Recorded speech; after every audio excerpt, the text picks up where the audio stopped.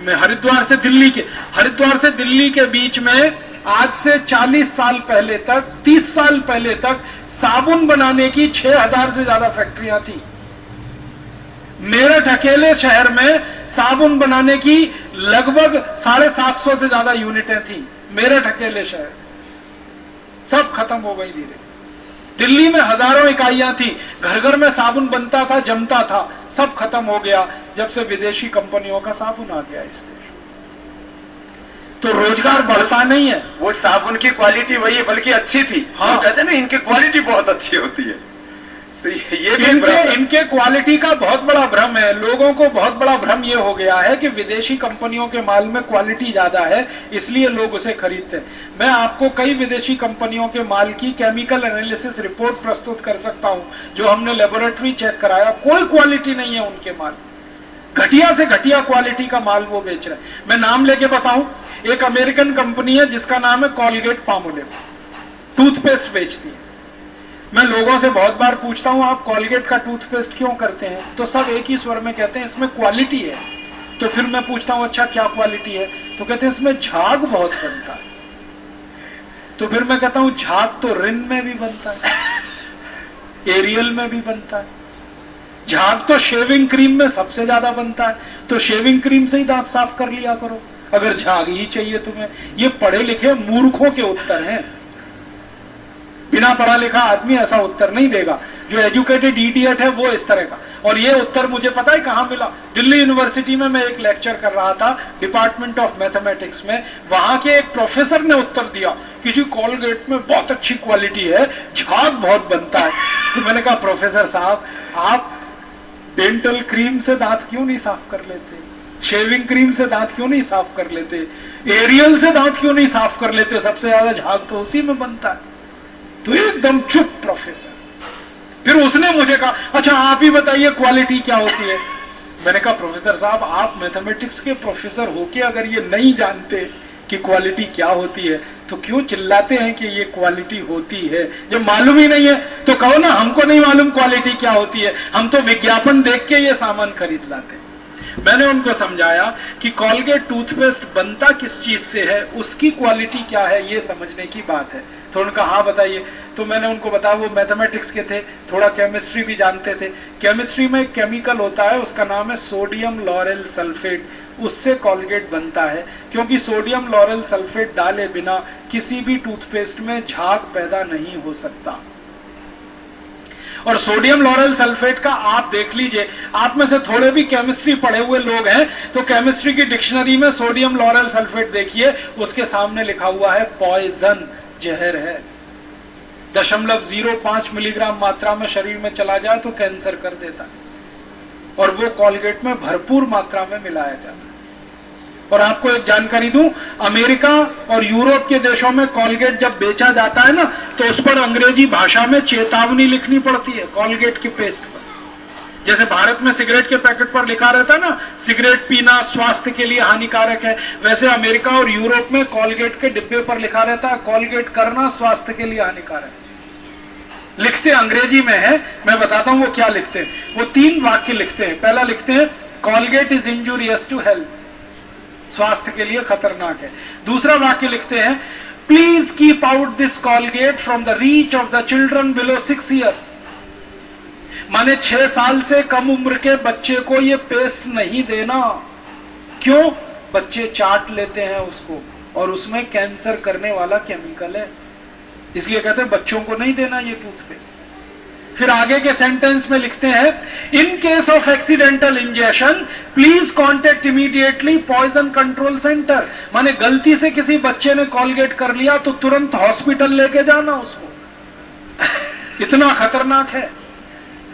और तीसरा सेंटेंस लिखते हैं if you are a adult then take the paste on your brush only in pea size.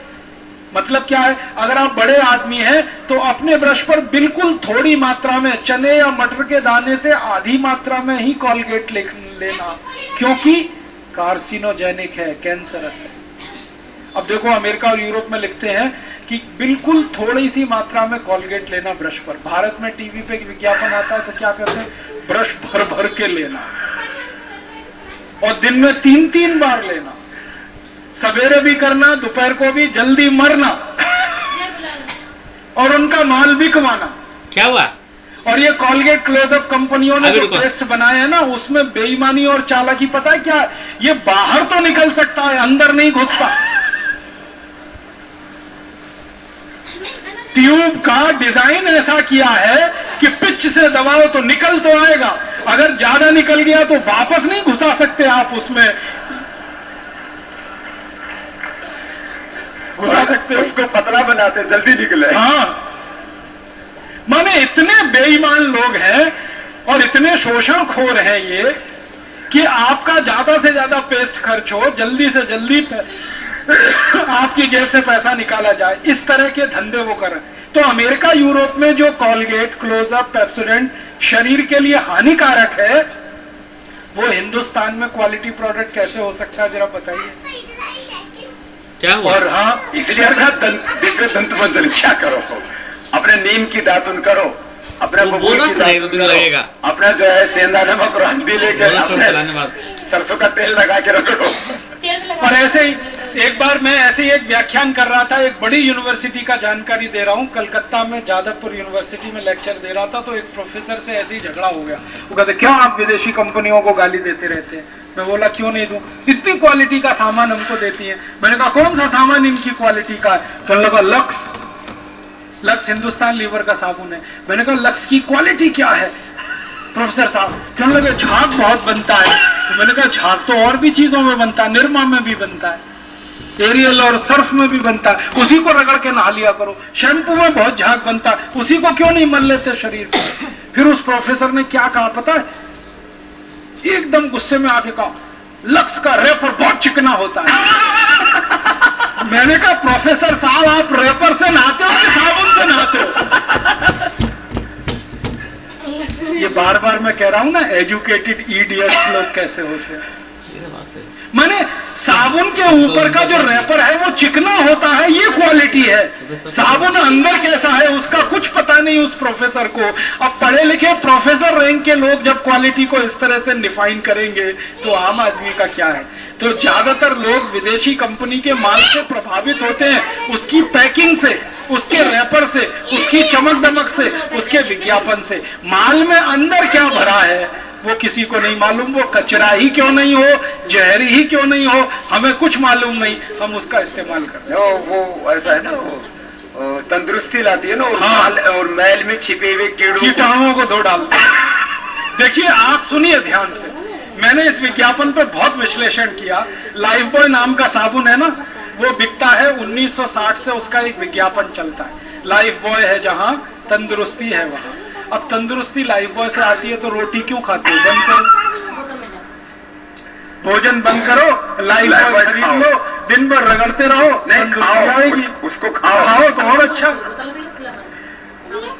और फिर क्या कहते हैं, तंदुरुस्ती का साबुन एक बोल दिया, फिर कहते हैं मैल में छुपे कीटाणुओं को धो डालता है, मारता नहीं है। ध्यान से सुनना, उनकी चालाकी देखो। वो विज्ञापन में कहते हैं मैल में छुपे हुए कीटाणुओं को धो डालता है, मारता नहीं है, धो डालता है। इसका माने कीटाणु जिंदा रहते हैं और हेल्दी होकर के आपको अटैक करें। हाँ। और फिर ध्यान दो, मैल में छुपे कीटाणुओं को तो धो डालता है, मैल को नहीं धोता। मैल में छुपे हुए कीटाणुओं को धोता है।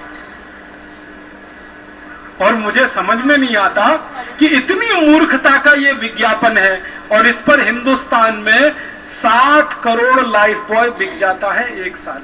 इस मूर्खता, विदेशी कंपनियों के पास कोई टेक्नोलॉजी नहीं।